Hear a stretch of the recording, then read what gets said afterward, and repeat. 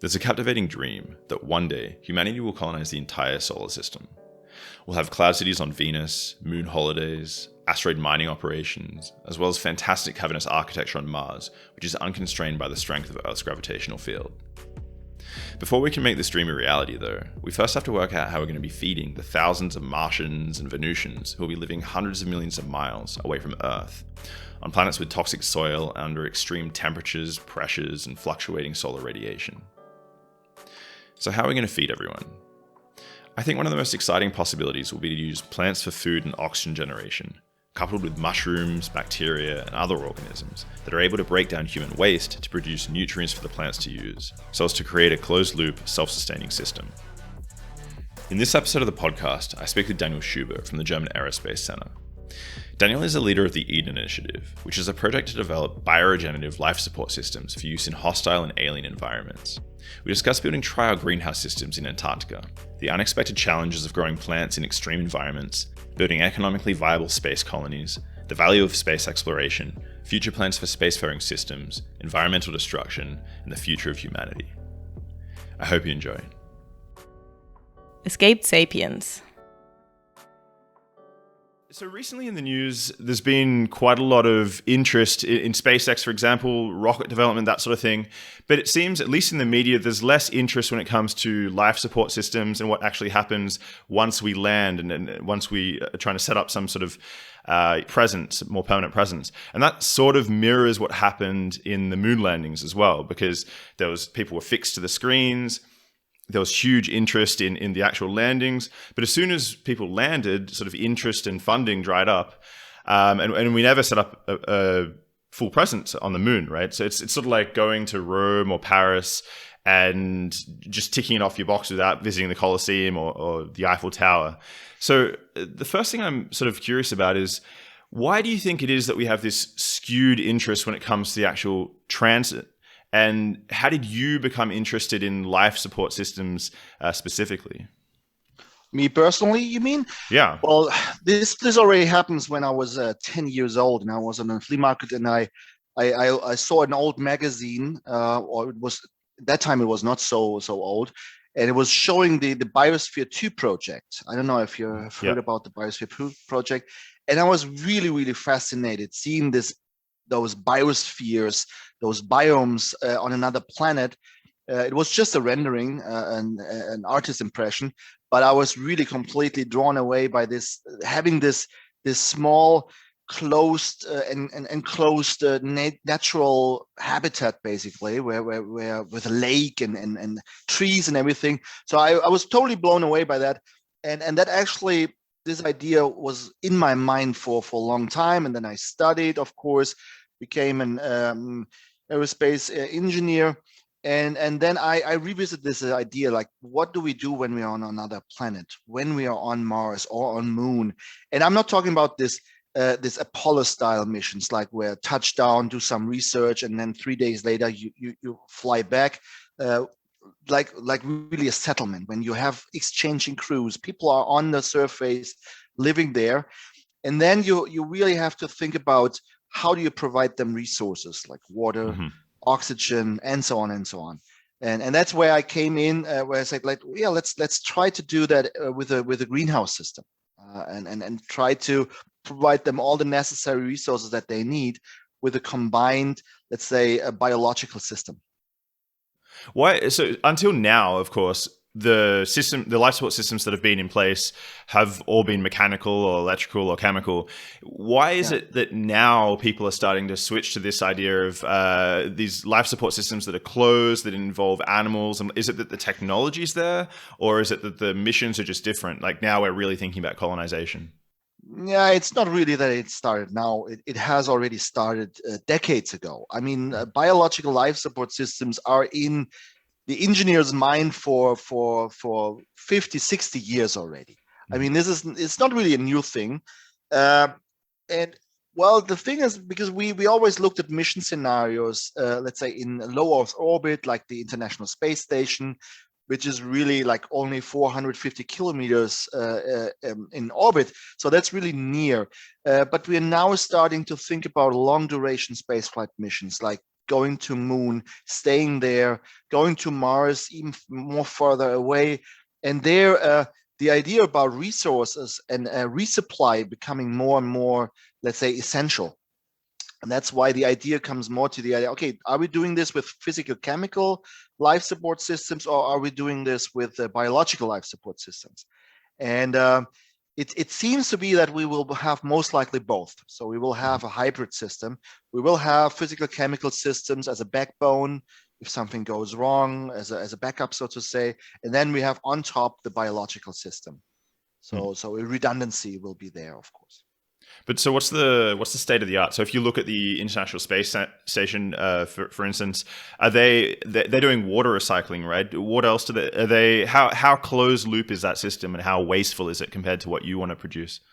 It is relatively close, to be honest. I mean, physical chemical life support systems are quite good in let's say, transferring or transforming CO2, carbon dioxide, into oxygen, O2. So that's relatively good. Water recovery you can do quite easily with a physical chemical life support system.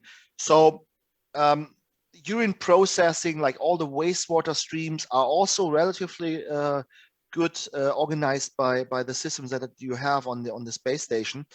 But if it comes to food, fresh food, and that's where the basically where physical chemical systems are stopping. So there really you need a biological life support systems, like for example algae reactors, or some sort of, I don't know, silkworms for protein production, or a greenhouse for all the vegetarian food supply that you want to provide. But so what's the say for example, all of your experiments go to plan and all your prototyping works, and we end up in 2030, 2040 with your ideal setup. What does that look like? Just to give a big picture before going into the details. Well, you mean what we are envisioning? What is our idea where we want to go? Well, right now we're developing a greenhouse demonstrator. It basically it's a space system, but basically with a lower cost. So we're not really using space hardware, but more like an analog, so to say. The greenhouse that we have envisioned should already be designed in that manner that it actually can be placed on the moon surface. So we really want to create a greenhouse system that can provide a certain type of diet to the astronauts. And this is the big picture. We have a dual use approach. You could mention, you can name it like this. It means first it's going to be a cargo module. A cargo module packed with all the soft bags, that consumables for the astronauts, like, I don't know, like also food, for example, but also other supplies, everything that you need when you're on the surface and doing exploration tasks. So first it's going to be a cargo module, and then once the cargo is basically distributed inside the habitat and the cargo module is empty, the system will transform into a greenhouse system. So, and then we have a second life of that module, which will then be providing would be a greenhouse module that provides food, oxygen, and water recycling capabilities. And okay, in the big picture, to come to the big picture, is that there will not be only one module attached, one cargo module transformed into greenhouse, but perhaps 1, 2, 3, 10, 15, all of them greenhouse modules. And something that can scale, so you can have a bigger and bigger and a bigger presence. Exactly. So it's going to be so the idea is later on having a habitat where you have, I don't know, 15 greenhouse modules that have all been let's say cargo modules in their first life, now producing food for the astronauts as well. Why do you think it's going to be hybrid in the end? You mentioned at the start that it's not going to be pure just bio-based. Yeah, well, in the space business, you always want to be very safe, very secure. You don't want to risk the lives of the astronauts. And when it comes to a life support system, you're building in technology redundancies, and you don't want to build your redundancy on two technologies that are the same, because if there is a problem with one technology, and the same technology as a redundancy could be the same problem. So it's better to base your redundancy on completely different principles. Mm-hmm. So having the biological life support system, let's say, as the main system, and then having the physical chemical life support system as a backbone, as a redundant system, comes there quite handy, because they completely rely on different principles. If you were to run off a purely biological system, and you were just going to look at the food output from plants and also the oxygen output, are those matched for a single person, or do you produce too much oxygen or not enough oxygen as compared to the amount of food that you need for an individual person? Yeah, this is a little bit of a problem. The whole controlling of the system is not so easy with biological systems, because you have your algae reactor that where all the algae, they need food, otherwise you get some problems. So you have to control, let's say, the inputs and outputs, and that is not, and controlling the outputs is sometimes not so easy for biological systems. Could it be the algae reactors, but also the waste management system with all the bacteria that are processing our let's say feces and urine, everything that astronauts give away, or humans give away. So they need to be controlled, and this is not so easy with biological systems. So that is something, that's why we're still doing a lot of research in that area to really understand how those systems are behaving, how can we control them, how can we make them more reliable. I suppose also as the system scales, this would become easier, right? If you have a very small system and one of your animals dies, or then that's a huge percentage of the. But so, do you produce too much oxygen or not enough oxygen per kilogram of food, or? It's basically it depends. It depends on the cultivar. It depends on what kind of crops are you cultivating. It depends on the environmental conditions that you give the plants, the light conditions, the nutrients that you give, the environment, the humidity. So there are so many, let's say, factors that are involved in this process in order to come to how much you actually produce in oxygen.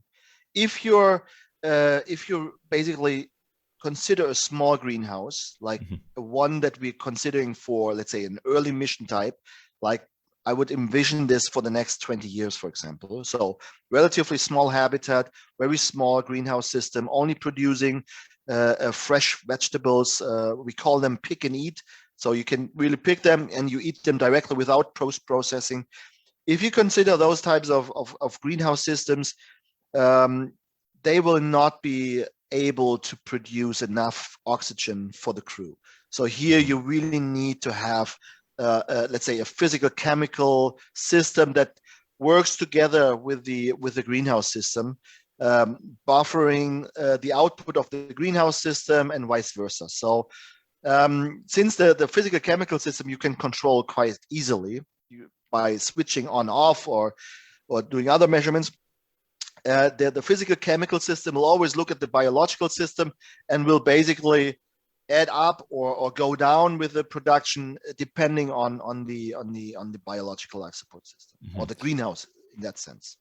Where the real input there is then power, I suppose. Yeah. I suppose if you were producing too much oxygen, then you can start adding animals into the system, like insects or fish or something like that, to do breakdown of waste or things along those. Is that something you're thinking about eventually? Is this going to be just purely plant-based, or are you also hoping to have higher organisms in there as well? Yeah, this is a tricky question. To be honest, within the next, let's say, decades, I would not foresee any animals in a life support system. There might be some silkworms. The Chinese partners are doing a lot of research in that, at the University of Beihang, for example. So yeah, could be, but the thing is, with respect to meat production or protein production, there's this new development of artificial meat, and I think this might really become, let's say, a system that could be implemented in a sort of, let's say, a small bioreactor that you feed with certain types of ingredients, and then it basically grows your piece of meat that you then can actually eat. So I think that's more likely going to be the solution, instead of having, let's say, a chicken somewhere feeding with your biomass. Just to give you an example, I think the development will more go into this direction than having really animals with you. Just because of the complexity of having to look after the animals while you're up there. Yeah, or also you have to see animals need oxygen as well. So you have another living form that let's say consumes your precious oxygen in the system. It also has waste streams that you have to process.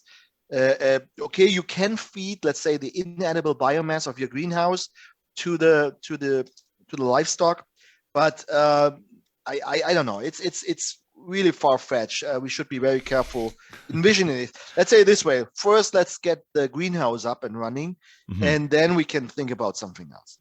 Because we know how plants grow in space, right? Do plants grow more or less the same, or are there restrictions on what you can grow up there? What sort of tests have been done already? Yeah, well, there have been plenty of tests. Since the 60s, there are plant experiments in one way or the other in space. You have, they grow, that is good. So they grow not as, let's say, as good as on Earth. So plants like to have gravity. They just like that. If you're looking into microgravity or zero gravity, this is not so good. Just in general, to create, let's say, the perfect environment for a plant to grow. I always say it's always good that the drop is falling from top to bottom. If it does not do that, it's not really good for the plants. If the plant does not really know where is up and down, it usually switches to the next sensory impulse, which is light, and then the plant grows towards the light, and where it is dark, the roots go to. So this could be upside down or whatsoever.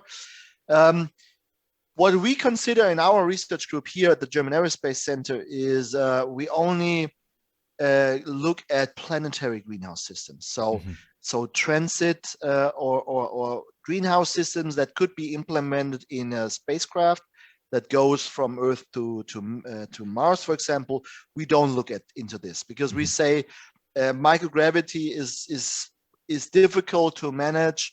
All the systems, pumps, lighting system, it's very, very difficult to produce plants in microgravity.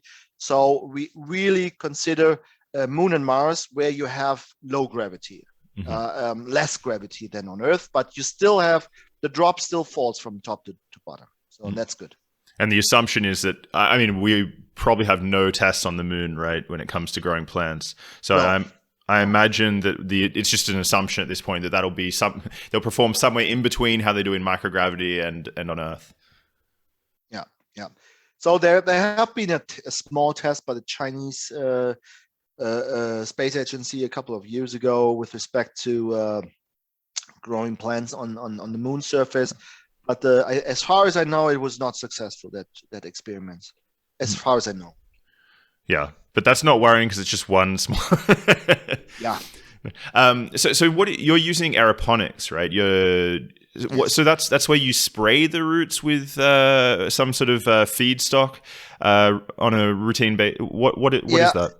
Yeah, well, basically you have let's say plant trays, like light tight compartments, and you have the plant basically fixated on top of this plant tray or this root tray, and then the roots are in this light tight compartment, and you have spray nozzles all around it, and every 5 minutes roughly we spray a nutrient solution towards the roots, and it's basically like a mist inside this root compartment, and a mist like with the nutrient solution droplets, and a lot of air.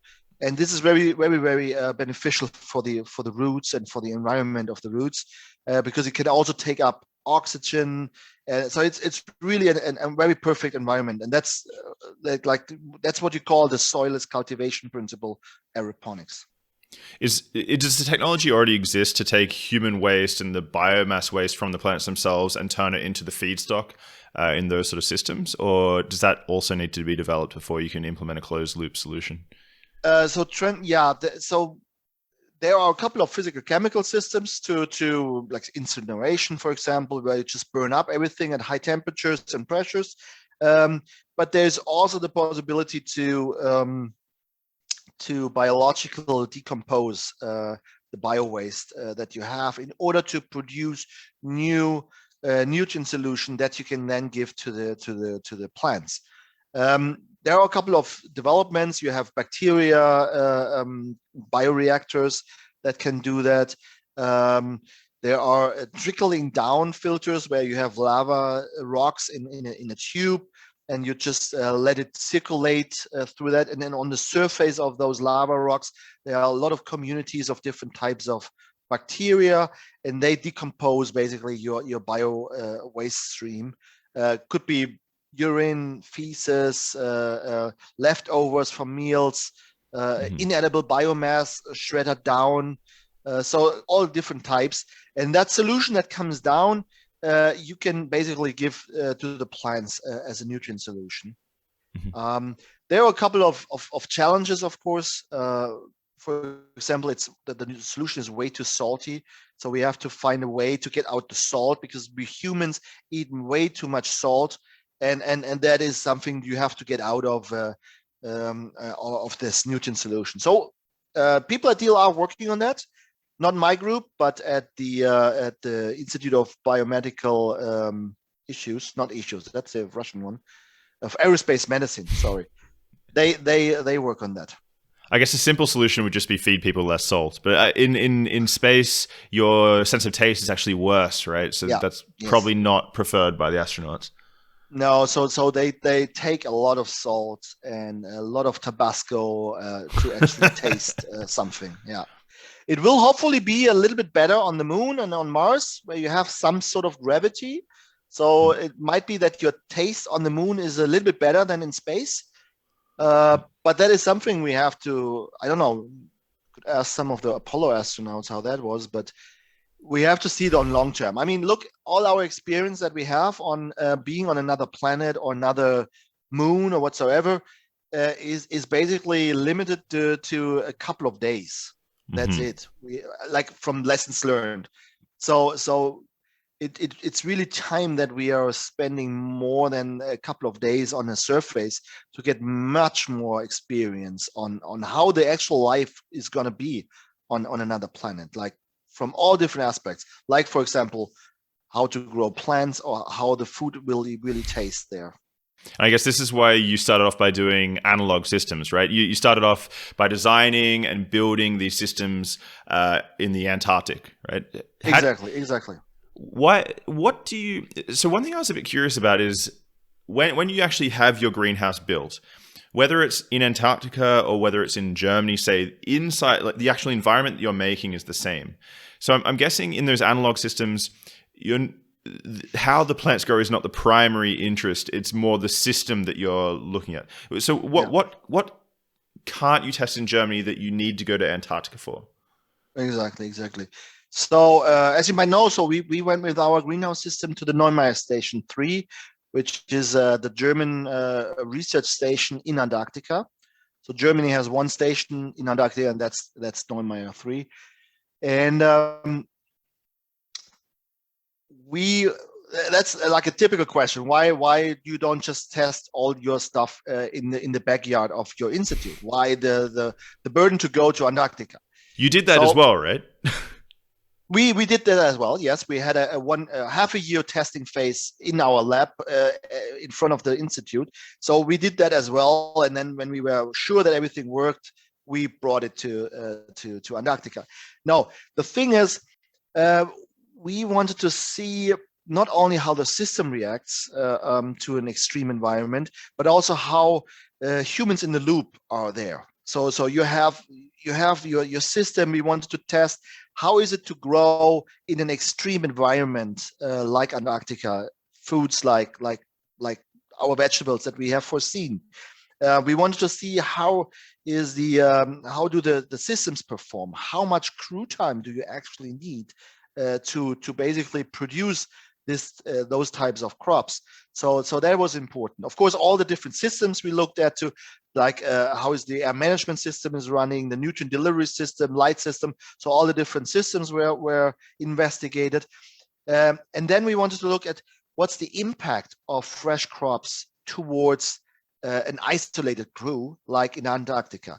So the crew there is completely isolated from basically from March to December, roughly that time frame. They're completely isolated. So there's no airplane, no aircraft going in there, no ship is coming. They're completely have to rely on themselves. So and the crew size is around 10 people. Mm-hmm. This is relatively similar to an early mission to Mars. So right now we are foreseen to send 6 people to the surface. We have 10 people in Antarctica overwintering. So this is almost the same crew size. So that's good enough for us.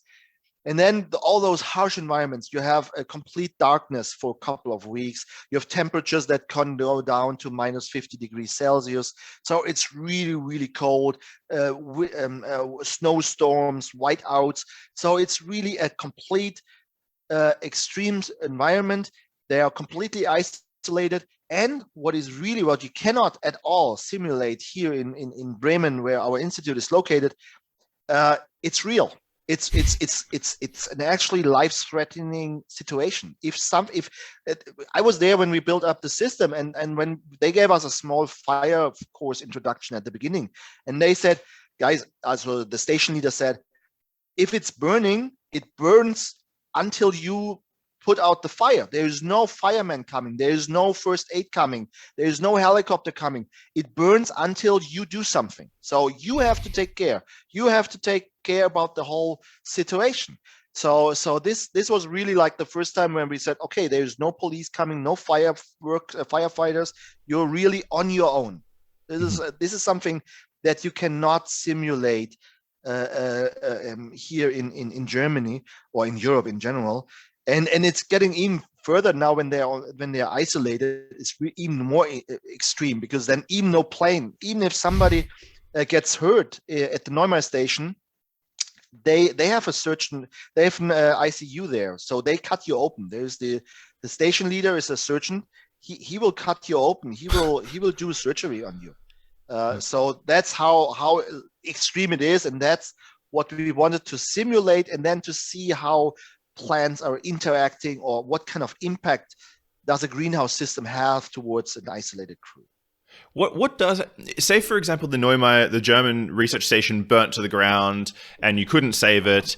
What is the plan then? Do you have transport? You go across the next station, the Russian station, or whatever's next door? I don't know. I hope nobody from AVI is watching this now. I don't know where the next station is.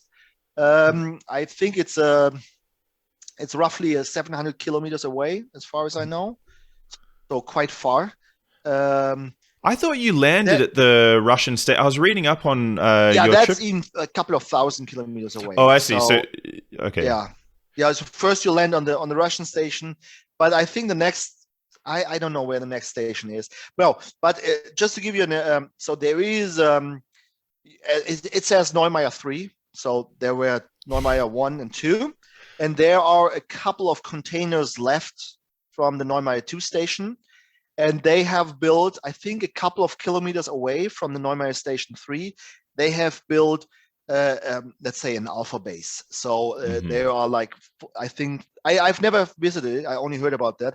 They have a couple of containers and living quarters and generators. And that is basically the fallback strategy. So if something like that happens, God forsake, I hope not. But then they have, let's say, a second base where they can go for, let's say, emergency purposes to let's say, wait till rescue comes.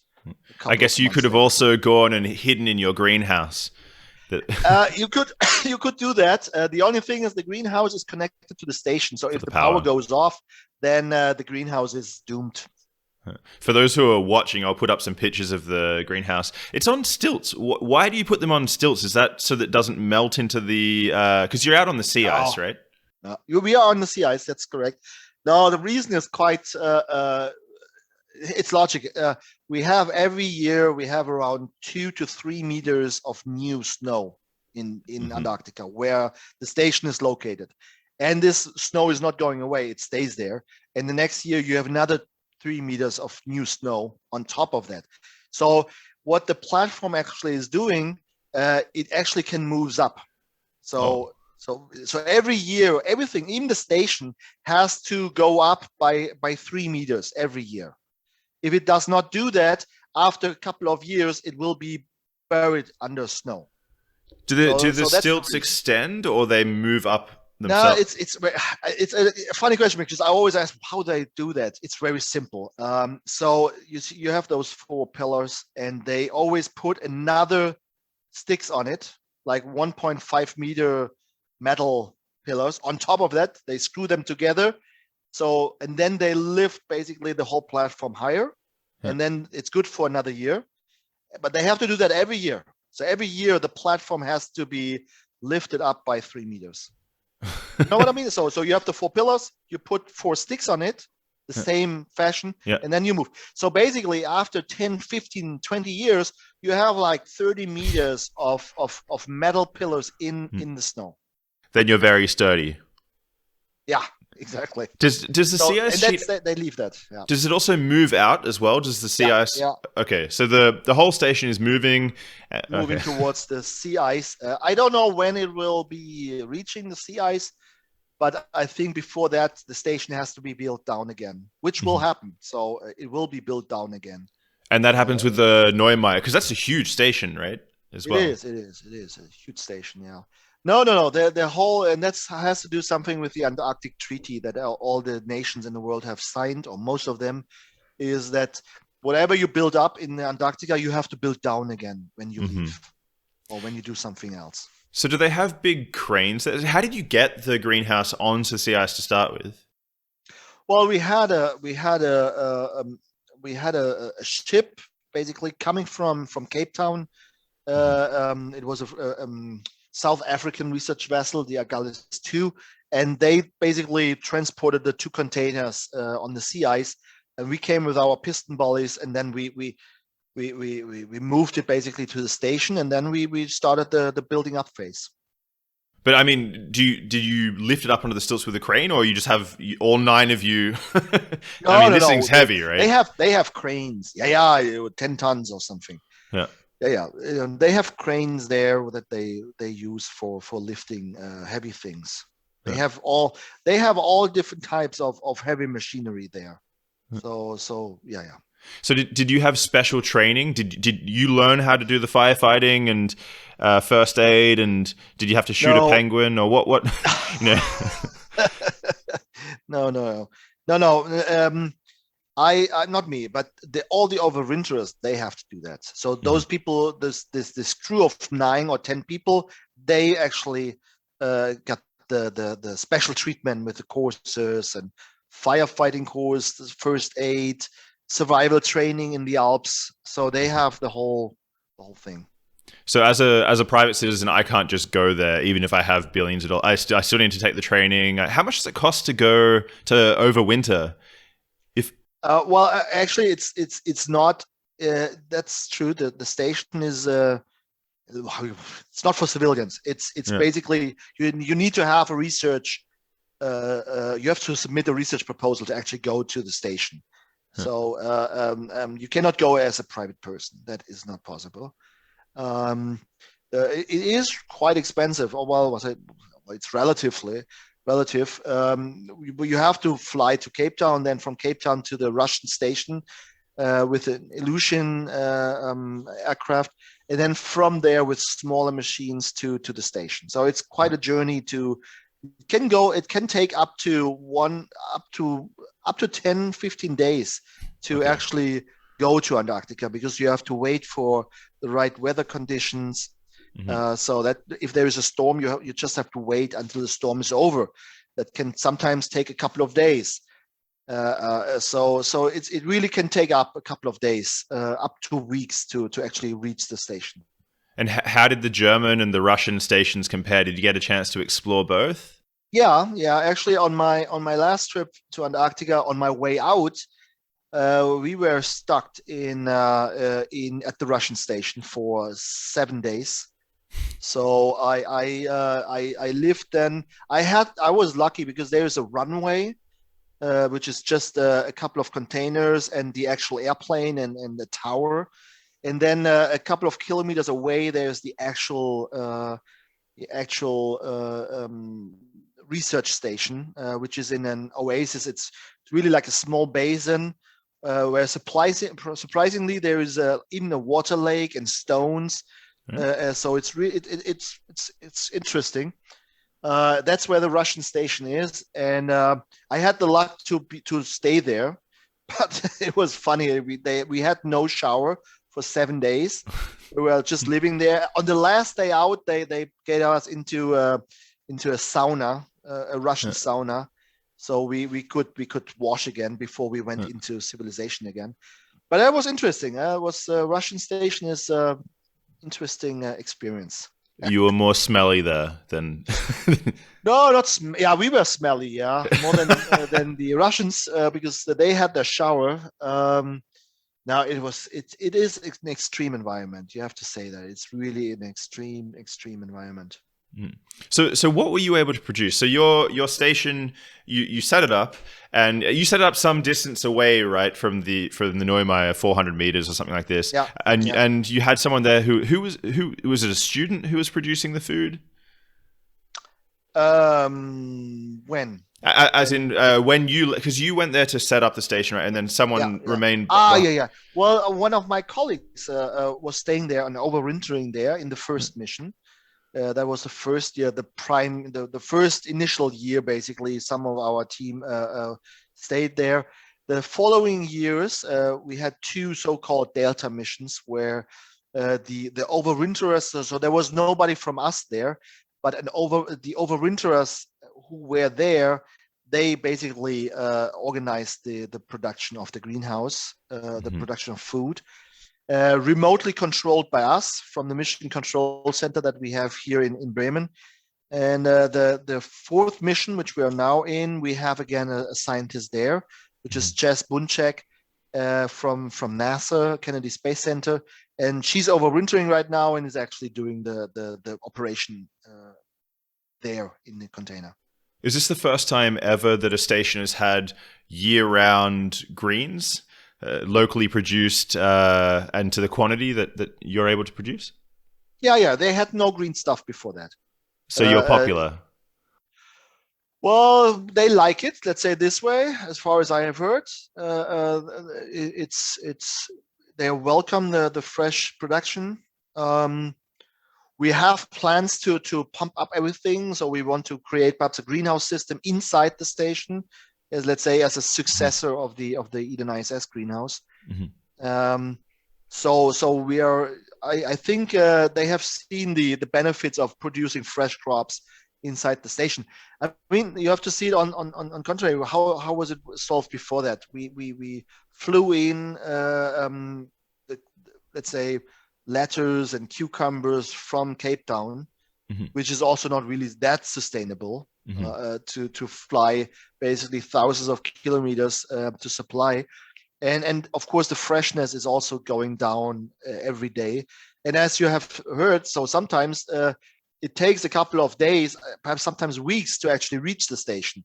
As so the fresh food from Cape Town takes a couple of weeks. So sometimes the stuff that arrives at the station is not really that fresh anymore. It goes straight to waste potentially. Yeah, well, that's something that you learn at the station. You don't waste stuff. You use, like, let's say, a pepper that you would perhaps throw away here in Europe. You don't throw away there. So you really use, even if it's a little bit, let's say, not so shiny anymore, you still eat it because it is really it had a long time, and you really want to use everything And in that is similar to space, because you most likely will also really use all the resources that you're producing or that you get as a resupply. Even that is, again, an analog. So the Antarctic station is really an extreme analog towards future stations on Moon and Mars. And we can learn so much from Antarctic stations. So it makes economic sense then for you to stay, for the greenhouse to stay and produce locally from now on, essentially.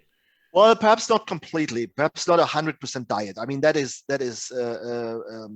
science fiction. No, but we can at least add a little bit to the menu, perhaps 20% or so. That is already something. You know? So how much were you producing so far when you were overwintering? What percentage of the diet of those 9 people were you able to produce? Because it's the size of 2 shipping containers or something like this, right? That you Yeah. It's a 40-foot container basically. It's basically so that they have every day a fresh salad or side dish or something in their meal. In their meals is basically coming from the greenhouse. Which is already substantial when it comes to, so if you just imagine, so that's probably enough for, say, 2 people to survive 100%, or? I don't know. Could be. Perhaps not completely. It also, because we are really looking more on the pick and eat crops. So if you really want to have 100% diet, you really need to go into those carbohydrates like wheat and potatoes and stuff like that, and that we are not producing at all, because we will also never produce on Moon and Mars, for example. This is something which is a complete misunderstanding. If you really think that you will, at least in the early mission scenarios, so in the early habitat scenarios I would say the next 50 years, we will never produce rice, wheat, potatoes on Moon. That does not just make sense. We will transport wheat, for example, as flour. You can store indefinitely, more or less. It's so complicated to produce flour. You have to harvest, you have to dry it, you have to separate everything. Then you have to produce the flour. It's a complicated post-processing process. So it's much easier to bring that from Earth. Then you have your pick and eat crops from your greenhouse, and then you combine the bulk supply from the Earth and your fresh stuff into a ready-to-eat meal. So basically, the rule of thumb is pasta from Earth, tomatoes from greenhouse. But why not potatoes then? Potatoes is basically potato powder. Is also you can indefinitely store. I mean, of course, a fresh potato steamed is of course a luxury thing, and you might produce a couple of them, but not as a for the first missions, for the first couple of decades, I would not foresee that. Yeah, and I suppose powdered lettuce not a thing. So one of the reasons why I was curious to ask whether it was economical is because I'm interested in spin-offs. So I mean, I imagine that Antarctica is the place to test whether it's going to be economically viable. Is there sort of technology coming out of this that can be implemented on Earth, or are you really focused primarily on the space mission? Well, primarily it is for space missions. I mean, we're doing spaces and we want to create a greenhouse module for Moon and Mars. So our main goal is really space greenhouses. So that's the primary goal. Of course, there were existing a lot of spin-offs. I mean, we could do a full show only about spin-offs if we want to. The most prominent, always, if you look at all the different systems, is of course vertical farming, which is a lot of startup companies are popping up all over the world, basically producing fresh crops more or less independently from the environment. So similar to our greenhouse systems that we have foreseen for Moon and Mars, but now inside, let's say, a highly populated area like mega cities, Beijing, Tokyo, for example, could be possible areas. So you see that already now. So there are a lot of companies, and the industry sector is really pumping up. But also not only highly populated areas, it could be also in deserts. So in, Mhm. in areas that are hostile to open field agriculture, that's where you can basically produce independently fresh crops. And you do that with those so-called controlled environment agriculture technologies. And we call them always CEA, controlled environment agriculture. So CEA technologies like the LED light, the nutrient delivery, this aeroponics, water recovery systems. So all those are those typical, let's say, controlled environment agriculture technologies or CEA technologies. And that's a big spin-off using those CEA technologies here on Earth. Uh, in my research group, we always have a slogan. We say "Design for space, used on Earth." So we do that for space, but we want to actually use it here on Earth. And that's one big aspect. And there are a couple of more. I mean, you can think about how you can manipulate the growth of a tomato plant only by giving her the plant different types of light spectrum and different sorts of nutrient solutions. You can create big tomatoes, small potatoes, tomatoes. Sorry, you can really you can manipulate the crops to your desired outcome, basically, without gene modification. Yeah, we were just talking about you give a certain light spectrum to the plant and different types of nutrients. Are you also considering GMOs though? No, not in our research. We're not. We That's have just enough challenges. We don't need another one. is the challenge there though? Really, in Europe, it's hard to do research on GMOs, right? This is a Yeah. Europe is not doing it. No, I in see. general, this is a mindset thing. So did you have you designed this this greenhouse for Antarctica, and then you built the thing up? Have you had anything that was just a complete surprise that just jumped out and you really didn't plan for? Like what are the key things that you've actually learnt on the ground there?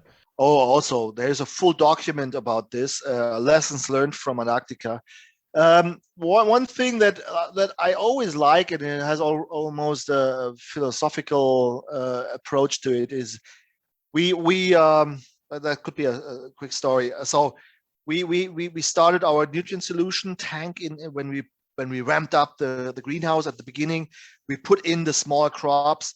There was seedlings and everything. Everything was nice, and then we went back to the station. And then 2-3 days later, we came back to the greenhouse, and we opened the nutrient tank, and it was smelly. It was really like awful smelling. We're like, oh shit, what's going on here? So the whole nutrient solution was really like turning over. So there was some bacteria in there, basically exploding. There was foam on top of the black solution tank. We're really like, oh man, this is not good. So what did we do? We are young and inexperienced. We pulled out everything. We started to clean through all the pipes. We used chlorine. We really wiped everything clean. We were really like, okay, now it needs to be sterile again. So let's start again the process. So we put again water in there, nutrient solutions, new seeds. So really, it took us like basically 5 days to restart the whole system. So we closed it. 3 days later, we opened up, bubbles smelling. We're like, oh no, it's happening again. what were we doing wrong? So we were really desolate. We were really disappointed, and the motivation was really down. We're like, oh, we're getting panic a little bit. Something is wrong. What's happening? So something was growing in our system that shouldn't grow there. What do we do? So what happened is we pumped up our ozone generator to keep it basically down to some extent, but it was still smelly a little bit. And we just the crops were not really bothered by that. So they were growing well. It was more like our understanding of a sterile and grow environment that we were bothered by this smell. So we said, okay, we tried it now a second time, and it came again. So let's just let it run. We have no other choice. So we let it do it, and now comes the interesting part. After a couple of weeks, when the greenhouse was full, the canopies was grown up, the salads was big, everything was the greenhouse was completely full. The whole situation disappeared. The nutrient solution was clean again. We were like, oh, what's going on? What have we done?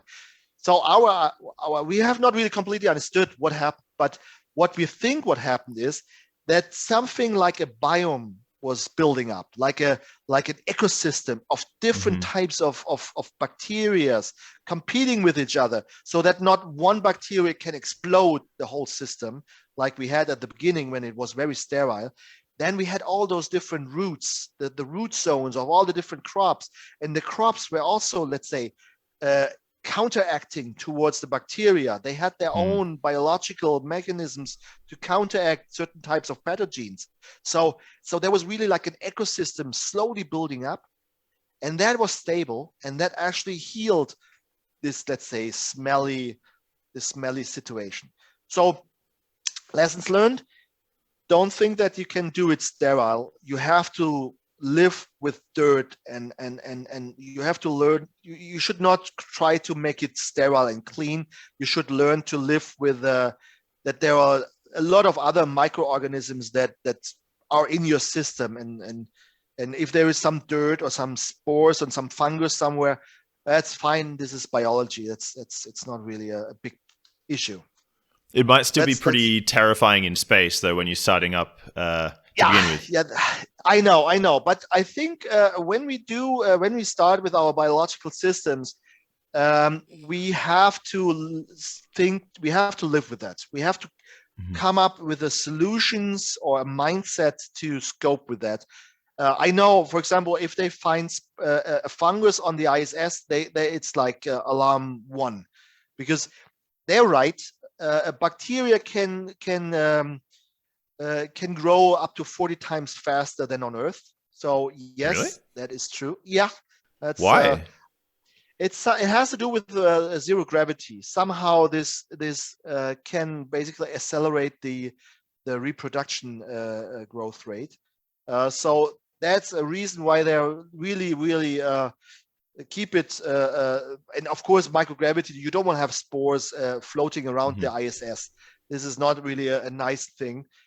But for Moon and Mars, and when we implement biological systems, we have to come up with a new mindset that we will have dirty biological systems. So, and that's okay, basically. That's what we have to come up. So in the current system is absolutely not closed loop, right? So what sort of tests were you doing to see? It's in a way. You mean the ISS? Well, no, not the ISS, not in Antarctica. Okay, yeah. It's an open loop. So how are you testing the oxygen that's coming off? How are you testing for the next stage where you are going to be building closed loop systems? Yeah, so the idea is with those the test demonstrator that we are building or that we are designing right now, which will be located here in Bremen. So that will not be in the Antarctic, but which will have already all the systems that we actually also foresee for space. Here we will do exact measurements of oxygen production and water recycling capabilities and so on and so on. We have not done that in Antarctica because the research focus was set on other, let's say, on other objectives than on the oxygen production. We have CO2 that we have injected into the system, though that's fine, but we have not really measured the exact amount of oxygen that we can get out of such a system. I see. So you have the next design is going to be in Bremen. So what does that look like? Are you going to also be testing this in a sort of a realistic? Are you locking someone in there for a year or what? No. It will be just a greenhouse system. We will have some sort of airlock where you can go in and out, so that you have an airtight system. But it will not be some like a habitat where people will live and counteract with the crops. So it will be more like a test demonstrator for us to test the systems that actually if they work or not. Are you also going to be introducing automation into this new generation? I imagine it's quite time intensive, right? To be looking after. Is it one person full time or? Well, you need roughly one person that you definitely roughly one person to cultivate such a big system. We are looking into a robotic arm with an artificial intelligence that can perform some routine tasks like monitoring the crops, cutting away some dead leaves, perhaps even harvest tasks. So we're looking into this type of automation. But this is just the beginning. We're just starting with that project. And how do you account for gravity? Is there any? Do you sort of are you going to have to change the nozzle size when you get to of your sprayers or something like this when you get to the moon? Or how are you accounting for that in this sort of a test run where you're doing everything on Earth? Yeah. This is also basically the idea that we are looking into. For microgravity, it's extreme. We're really hoping that since we're really building for planetary base or surface base, and let's say this way, that we really have similar challenges like on Earth. As soon as you go microgravity, the game changes completely. If you go on microgravity and you don't have proper air movement around the plant, let's say you have still no air movement, for example, you don't have convection.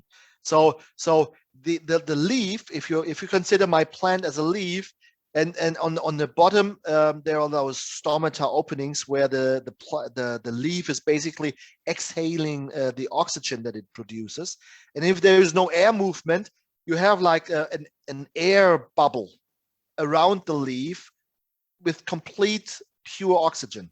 Yeah.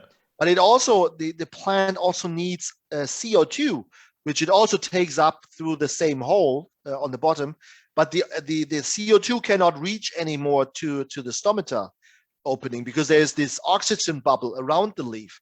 So you really have to have an air movement, otherwise it does not work. So gravity does that naturally. I guess on the ISS or somewhere in microgravity, you just have a fan or something. But it's those type of things that you have to keep in mind when you're designing a space greenhouse. I see. And are you, when you're thinking of deploying this, is this going to go in the Falcon 9 or the Starship, or the geometry is fixed to one of these vehicles? Right now we are basing our design on a Falcon 9 launch system. Starship, sure, perfect. We're still preparing an attempt to talk to the SpaceX people, because we really would like to know some key facts about what's the to the surface capability of the Starship. So, and what's the opening of the cargo hull hatch, so that we can actually start, let's say, designing our systems toward the Starship design. But right now we're basically going to Falcon 9, which is which we always say, if it can fly on Falcon 9, but it can for sure fly on the Starship. Yeah, and I guess Falcon 9 is also more or less guaranteed. I mean, that's an existing system. It's existing, exactly. So that's why it's based on Falcon 9. In the current system, in the system that you're setting up now as prototyping for going to the moon, have you already set up a recycling system for the waste product and this sort of thing, or is that not part of this? Well, in the current design for our greenhouse for the moon, we have one element where we can actually recycle urine. Mm-hmm. So there was a small recycling facility inside the greenhouse integrated that can actually process urine as well. So it's not only a greenhouse system, or actually it's a cargo at the beginning, it's a cargo module, then it's a greenhouse system, but it's not only a greenhouse system, it's actually a life support system. So it can actually transform a certain amount of urine to give it to the plants as nutrient solution. Mm-hmm. But I guess when that's where you close the cycle.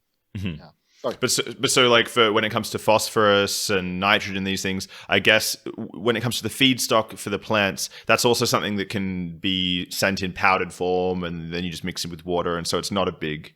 Yeah. You can put that in powder form or in solid crystals. But I mean, the holy grail is really to use the resources from the habitat later on. But it will be, it will be a hybrid solution. So we will have some salts to top up our nutrient solution with some macromolecules or micronutrients. So we are working on that. But we will have also, let's say, some let's say, base solution, or not base, no, a baseline solution from the habitat, from urine, for example. And I guess at the So end we of the have both. day, you have just these modularized solutions, right? So say, for example, you set up your greenhouse to start with. When that's shown to be working, you can always shoot another module to the moon, which deals specifically with Yeah, waste, I suppose. for example. Yes. Okay, so what's the? I want to sort of wrap up the conversation with a picture of the future steps. So what does the path look like from the prototyping you're going to be setting up in Bremen towards actually landing on the moon? What's sort of the timeline you're looking at, and what do you envisage moving forward? Well, so for the German Aerospace Center, the timeline is from today till 2030. 2030, we want to have a complete tested system and a space-ready design that could then actually go into manufacturing. So, so this is our timeline. This is 9 years or 8 years now. Let's say so for a space agency, this is fast. for the private industry, it's slow. We're thinking about spin-offs as well to go into private. We will see. We'll see. You've been running to schedule so far, though, right? It's pretty quick. You started in 2011 or something like that. You've already you have a prototype in Antarctica, and you've been running pretty quick. Yeah, for a researcher. Okay. Thanks. Yeah, well. Yeah, okay, thank you. Yeah. Well, I had a couple of startup companies in former times, so perhaps that's where it comes from. I don't know. No, I guess. Well, I was personally quite impressed when I saw. So it was originally you started the entire Eden project, right, in 2011, something like this, and by 2000, what was it, 14, 15, 16, you actually had something designed on the ground, which is when did you land in Antarctica to start with the Eden module? No, well, let's say this way.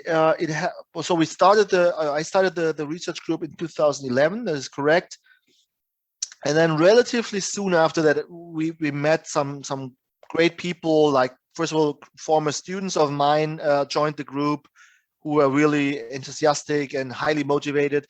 I learned a lot of people on conferences. We had the great luck to have a great person, Matt Bamsey from the Canadian Space Agency, joining us in our team. And then we had a very nice group of highly motivated team members, and that was really like a no-brainer. We just moved forward, and then we had the big luck in 2014 to really win 13-14 to win the European research contract for the Eden ISS project. So that was really a help that helped us to push things, because then we had suddenly funding. We could really do our project, and that was really the where we could move forward, basically. So moving out from 20, so you want to have a system that's in place, ready, it's flight ready. You can put it the next day on the moon if there's the funding available and so forth. But what's your long-term dream? So let's say you're on retirement day. What would you be proud to look back on, or what's your dream for the big picture, the Mars picture? The Mars picture, the big Mars picture. Well, I have a project that I'm working on right now. It's a habitat testing facility to actually test people in a closed environment, and to develop in this research facility technologies to minimize the ecological footprint of humans in general. For an extreme case, which you have on Moon and Mars, where you really have to recycle everything, but to use this knowledge basically to transfer it to people here on Earth, because my vision is, it's always like, people always think, those astronauts going on other planets, wow, how great. Well, you have to have another mindset. You are already astronauts. We're already living on a foreign planet. here on Earth. We are just living here, and we should actually not behave like we behave right now. We should actually live in habitats, or let's say in a closed loop society where we can basically recycle everything, and then we can just leave all planet alone again. So we should already behave like astronauts, and I mean all of us basically here on Earth, and to transfer this mindset into people's mind would be quite a goal for myself, and that's what I would like to do with this new research facility, where you can actually test new technologies. And I'm not talking about, let's say, how you treat your feces and urine, but also like daily life things, like how is a dishwasher organized in the future, or how do you clean your clothes in the future? How do you produce tools or repair things? Why are you have to buy always those things that break down? Is there not another way to repair things to make them more reliable and more durable? Like using those type of research questions to actually improve everyday's life and to minimize the ecological footprint of humans, so that we basically make ourselves independent of that present planet that we are right now living on. Do you think that's the real value actually of going to Mars? That you're really going to be forced to I mean, of course it's exciting. Sure. And it makes for good photos having a plant that you can with the red planet. Yeah. But at the end of the day, while we're staying on Earth, while we're here, we can destroy the place. We can burn it down and go. We're already doing it. We're already doing it. Yeah? Mm-hmm. I mean, we're already in the process of destroying it. And to be honest, I mean, if we're looking at the worst scenario for the next 100 years, we might have to live in habitats, perhaps even here on Earth. I mean, we might have to go under the ground and have to some sort of closed loop recycling system. So we might have to. Perhaps we have no choice to do so. So the scenario of having astronauts on Moon and Mars could give us, let's say, a playground or a testing ground to actually test test technologies, procedures, how to have basically a zero ecological footprint, like nothing, basically. So that's what we should. That's one of the benefits of human spaceflight.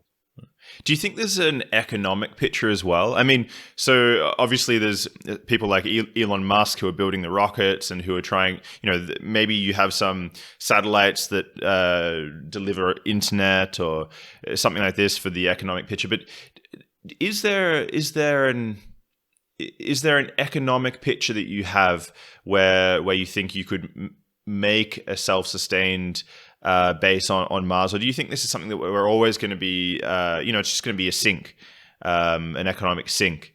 Because at the moment you're getting government funding and funding coming in to build your greenhouses, but is your ultimate dream that won't be necessary anymore? Is that built into the system?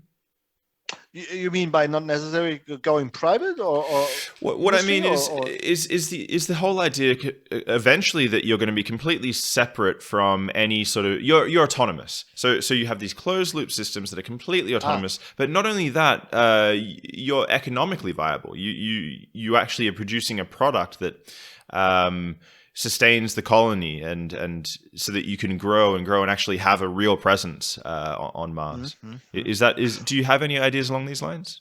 Oh, you mean like if you're looking the far future? Yeah. For Moon or Mars? Yeah, this is example, the big dream picture. That is already written. I mean, even though it's in the far future, and if we really colonize Mars, Mars will be independent pretty soon after a couple of years from Earth. This is already written. I mean, look in the history books. Look at the United States. Those were colonies. I mean, they got independent. It's pretty much with all the colonies. So in general, colonies become independent after time. That's always like that. So if there will be a colony on Mars, it's going to be independent from Earth indefinitely. That's for sure. And your bet is within our lifetimes. No, that I can't say. That's the variable. That's the variable. I have no idea. Okay. I have no idea. Then let me ask you then. So the big question is, Elon Musk comes to you tomorrow and he says, Daniel Schubert, I need someone to set up my gardens on Mars. Would you take that first flight, even if it doesn't have a return ticket? Would you shoot off? Well, I would not shoot off for Mars, that's for sure. But I would definitely design it for him and build it. That I would do, but I will not go to Moon and Mars. No, I have my family here. I love Earth, to be honest. But I would like to see something on Mars. Escaped Sapiens.